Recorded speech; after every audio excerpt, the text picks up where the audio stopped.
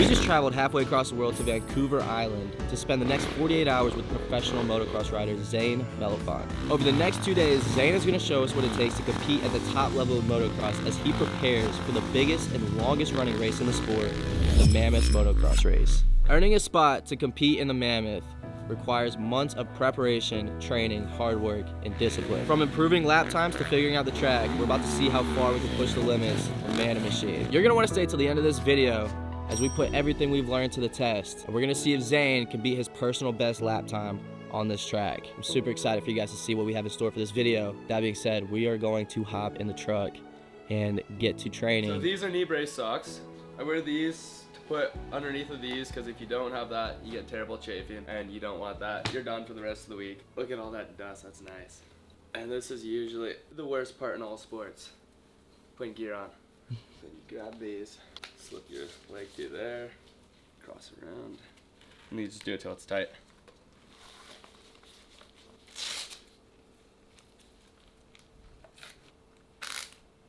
And then you get your pants. Fox pants are my favorite. I used to run other gear brands and then I finally switched. I did Shift for a year, but then that's kind of came to an end, that gear brand. Love them too, but the second I switched to Fox, everything just fits better. They're like Lulus, but you can ride in them. A lot of the old time racers all wear these. Ricky Carmichael used to wear those. It's just a kidney belt. Just keeps you all your core tight. I don't know many guys that wear them these days. But my trainer that got me into riding always had me wearing them, and I just kept to it. I couldn't really ride without them after when I tried. Chest protector, weirdly controversial topic. Some people like them, some people hate them. I have a buddy who raced nationals when he did race, never wore them. Dude's an animal. I don't know why. They sure help. Mostly just from like rocks and roofs, like cause you get all that bruising, it just sucks. It just makes being in the back that much worse than the jersey. The thing you wish you could not have on during the summer, which thankfully Fox makes some nice vented gear. We also run like Tampax pads over our goggles for like the sweat. That's another trick the guys do. I think we're good. And then it's just time to go put some motos in over the local pit. Dusty, dirty old gravel pit. Rough track. Great for prep though. As much as it sucks and you hate it, it's such a good workout.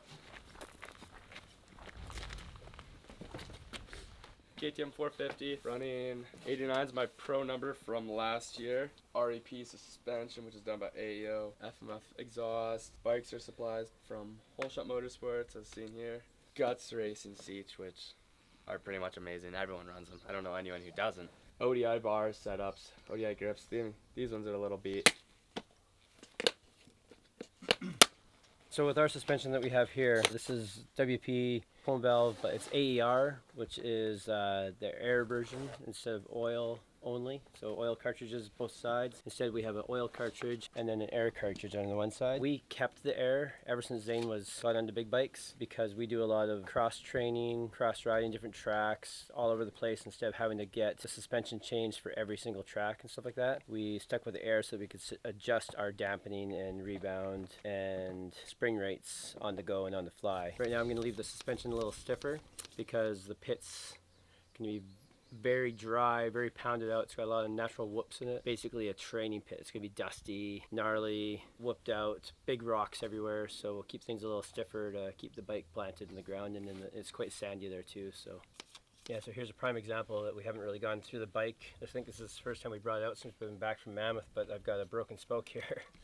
That's how gnarly it gets in Mammoth, right? Things just freaking snap and break on you there. Really tough track, so we'll quickly change that up before we leave. It'll take couple minutes, that's all. So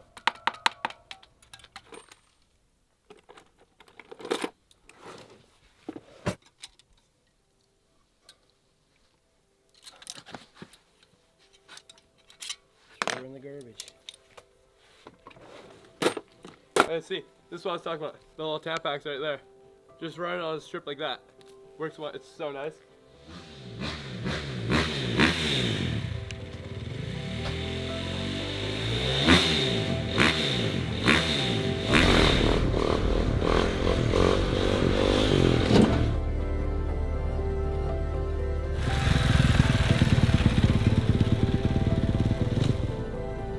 Alright guys, we just made it to McClay Pit. This is like the training grounds for Zane and a lot of other motocross riders. They come out here because the conditions are harsh, you know, the ground isn't very forgiving, it's very dry, and basically it kind of strengthens you up, so when you get to other tracks, you're already kind of conditioned for what you're gonna experience. I think Zane is about to rip through here right now. I've never seen anything like this up close. I'm out of breath because obviously this is a motocross track and these hills are giant. Now that I'm seeing it in person, seeing how big all of these like berms are and jumps and you know how intense everything is, kind of amazing. It makes you realize like how much actually goes into the sport. Different athletes train in a million different ways. Your body has to adapt. You have to adapt mentally in order to kind of overcome like the different obstacles you're gonna experience in every single different aspect of the sport. You know, in this one, weather is a big factor. Right now the ground is extremely dry, so it makes it a little bit harder to ride. If it were to have rained, then you know you'd have a little bit better traction on the track. Apparently not a lot of people have been riding this either, so the ground is very like fresh and there's not a lot of track marks in it, which also makes it a little bit harder to ride, a little bit more challenging for Zane as he trains today. Here he comes. Actually, this is so crazy.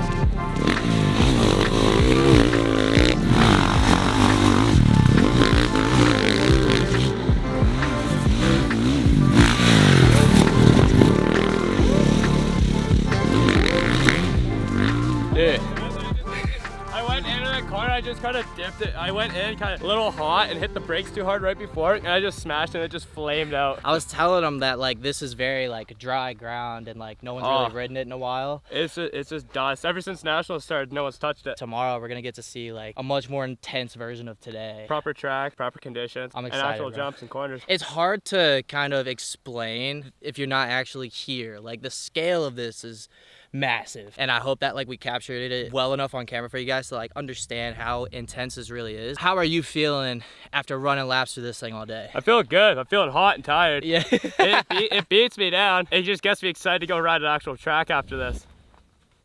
Oh no, okay.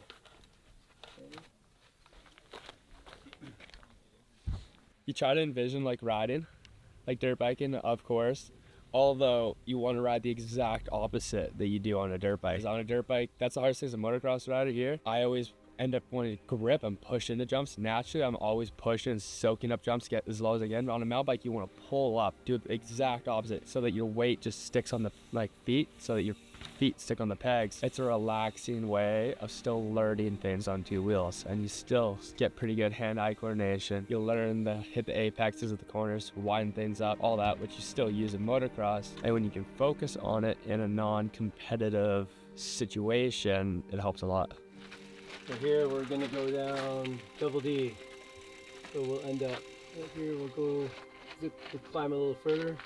We're right up there, and then we'll hit this guy, go down, follow it down, and then this is where we were stopped at the bottom there. We'll stop there, take a break, and then reset up and head down. So. What makes an athlete tick?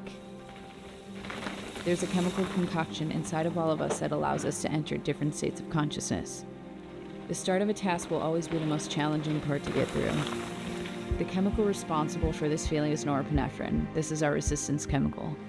As you decide to follow through with the task, regardless of how challenging, your mind will reward you by balancing out this chemical imbalance. Dopamine will be released and overcome the norepinephrine, giving you a feeling of achievement the longer you stay focused on that task. It's like the start of a lap. How fast can you get through the track? Every whoop, every turn, every jump is a challenge to overcome. The rider's job is to figure out how to get through these obstacles as fast as possible. The rider's goal? To achieve the fastest lap time humanly possible.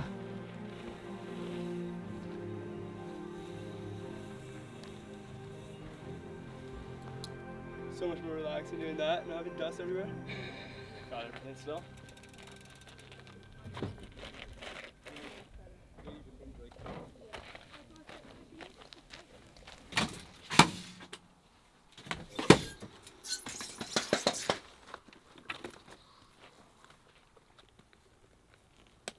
The other day we were talking about how we were going to set the suspension a little bit stiffer at that training track in Glenora area there. This track's obviously going to be a little faster. We still want to keep it fairly stiff, but we're going to go down just a bit, just because this track isn't full of whoops and whatnot. I want it to be a little bit softer so that it's a little more flowy and whatnot. So we're at 11.2 bar right now. So in PSI that is 163.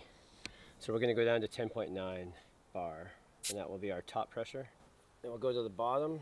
Most normal suspension, they'll do 1 bar difference between top and bottom. We're 10.9, we're going to actually go to 12.1 on the bottom though. A little bit more of a progressive, stiffer dampening on the bottom stroke. And that will give the bottom, as the travel comes down, it's going to get stiffer at the bottom. Yeah, so here we're a little bit rockier. So we'll keep our pressures up a little higher. Probably run like a 12.5 in the rear and a 13 in the front. The lower you can go on your pressure, to an extent where you don't start getting carcass roll on the tire, is better. So your tire's carcass is the lining, like this piece of the tire, like the tire itself without the treads and stuff. These sidewalls, if your tires are too soft, your tire will flex and roll over sideways, which means you're not getting 100% pure, true feel of your bike. You want everything as firm and true as possible, because it's so precision, right? So First, I'm thinking about trying to remember like the layout and what the jumps are. Second, you want to look for what like braking points there are. You really want to try to just figure out what lines are like a good inside, outside, speed for your jumps, and then you're figuring out just trying to remember like what gearing you want to do. Like roll third most of the track, which a 450 you can. You just pretty much 450, you go third, fourth, some insides, you do second. These things, you just bog them pretty much. The lower the RPM, the more torque you have, the better your lap times usually are. just going around right now, getting warmed up, doing a sight lap, checking things out, rolling things, taking a look to see what the landings are like, takeoffs, see if there's any kickers on the takeoffs. I always do that before you go around, check out the track. Big thing's kickers on the jump faces, because you do that and if you hit one bad, then you're going ass over tea kettle, right?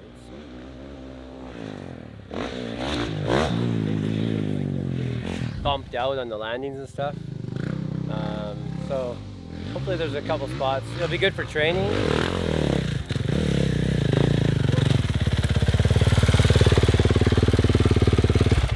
Pound it out.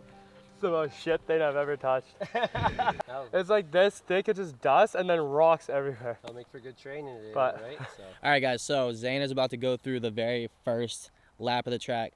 We're going to time it. We're going to compare the very first lap to the very last lap. This track, guys, it is very rough from what Zane has been telling me. So tell him a little bit about like what makes this track so hard to ride today. It's like it's a really sandy, rocky base because it's based at like an old gravel pit. So right now it's just been left for weeks. So all the rocks are all getting brought up as people have been riding it, and they haven't been able to get them off the track or anything. So it's just, I'd say like 3 inches of just powder on the track mixed with like boulders and rocks everywhere. Like all the jump faces have been like eroded from the rain. So they all have like washed out like kind of crossroads going up it, and then like a kicker on the top is where the dirt is kind of like pushed down the top like before the lip, and that's hard on the top lip, so it wants to compress the bike and push it forward.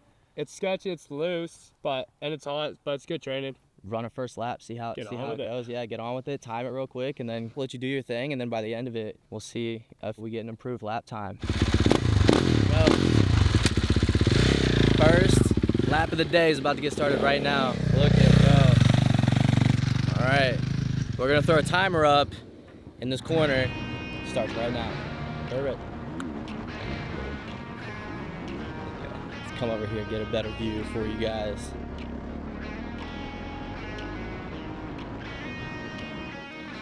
And he just flies over them jumps too.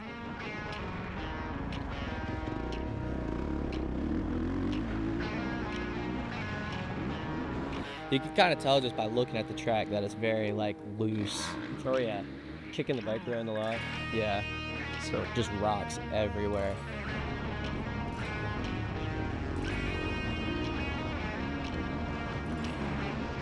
Suppression dampening just a bit on the rear shock a bit. So Okay. it's kicking around pretty good. Take the rebound a little slower. Or a little faster.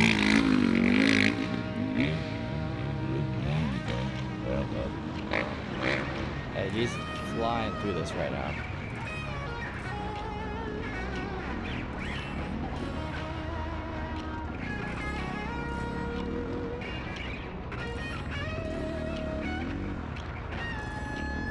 Track's a lot different than it was last time.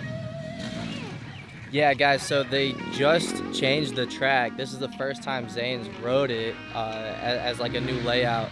So, So like 137. 137? Yeah, 137 and a half. The lines are out there right now. We're probably set in by a bunch of amateur racers and stuff like that. And I said, so as you're going through, you'll start to create your own lines that will probably be totally different than the ones you're going over now and stuff. So that's the type of thing. Totally. No, because no one's here right now except for like most like enduro riders and off-road guys. My name's Dusty Collette. I live here in Campbell River, BC. I'm a four-time Canadian national champion. I've raced down in the US as well. Zane Mellafont was a rider that I had taught for quite some time, I think 6 years or so. From 65s all the way up to big bikes. Even during race season, sometimes we'd come here to Campbell River or Nanaimo here on the island. And we'd, just work on different drills, whether it was corners, starts, putting the track together and doing our, motos. What were some of the weak spots with Zane that you had to like work on the most? All over, man. And every rider is like that, right? Like, like that's what I did professionally for a career. So just trying to pass my knowledge on to Zane and the other riders that I've worked with. We won some races, some big amateur events. He called Dusty on the phone and We got he was always so nervous, and Dusty would literally have to talk him down like the night before the races and stuff like that. And he's like, "Oh, what should I do?" And he be like, "Zane, you just always get this shit in your head and don't do what we've been working on, right?" Like that's what he'd literally say to him, and then he'd give him some tips and stuff, and just relax him, and he'd go out there and just freaking do his thing. So, but yeah. From there, it was getting onto this bike, or the newer, bigger bikes, or professional level, I should say. The last time that I'd seen Zane ride is everything that I taught him and showed him. He's a smooth rider out on the track, so it's just a matter of him putting all of his tools together to make sure that he can be the best rider that he can be out on the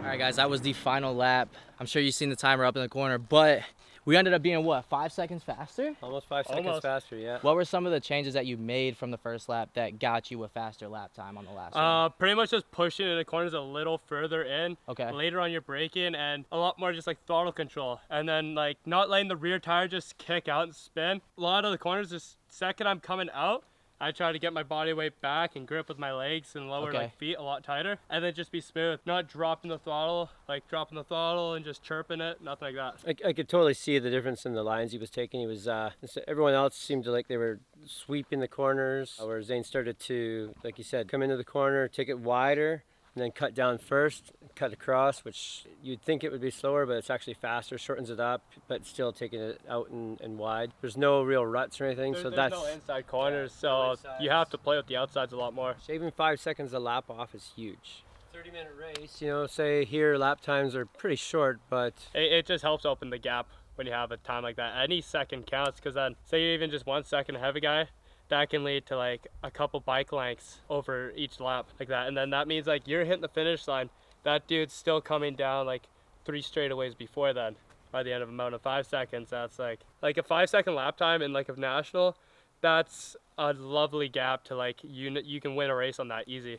you're making up almost 2 minutes on, so you'll be lapping right. the person, coming around, just lap them twice. We're talking in motocross, when you're talking the leader to like maybe that top 3, top 5 guys, there may be only 1 second between first and second, 1 minute all the way back to the guy in like 40th. But that top 5, they're all going to be within like 5 seconds of each other probably, right? And so if you can cut a 10th off here faster than some guy, 10th off there faster than some guy, racing comes down to tenths of a second. And all those tenths throughout the whole lap, every 10th on every corner can lead up to seconds, 5 seconds, right? So I think we're gonna hit the water, cool off. Yeah. And Here on out, we're gonna go explore the water stuff along the island. good See what deal. other things we do in between during the day. I say we just head out there and just have some Do it. fun. All right, we'll see you guys in just a second. Then you just put this in wherever you want. Appreciation. Oh yeah.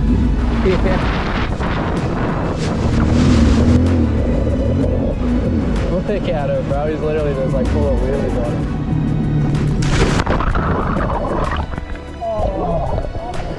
it. What a way to end a video.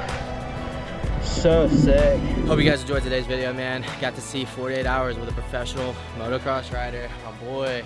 Got to see what it took to actually compete at the top level of the sport. Oh man, stay tuned for the next video. The next couple videos, actually. Hopefully next week one's gonna drop. If not, it's gonna be the week after. You know, sometimes we go every other week. I'll be traveling a lot with Mike a lot, so you know, editing and finding the time to do a lot of things is kind of hard sometimes, but I bust them out for you guys, and we try and make the best content possible. So, that being said, this is God Films. This is Life Through the Lens. I hope you enjoyed today's video. If you want to see more content like this, make sure to like, comment, subscribe. Leave a comment down below. Let me know what we should do next. Give me some ideas. God Films, Life Through the Lens. I will catch you guys in the next video. Peace.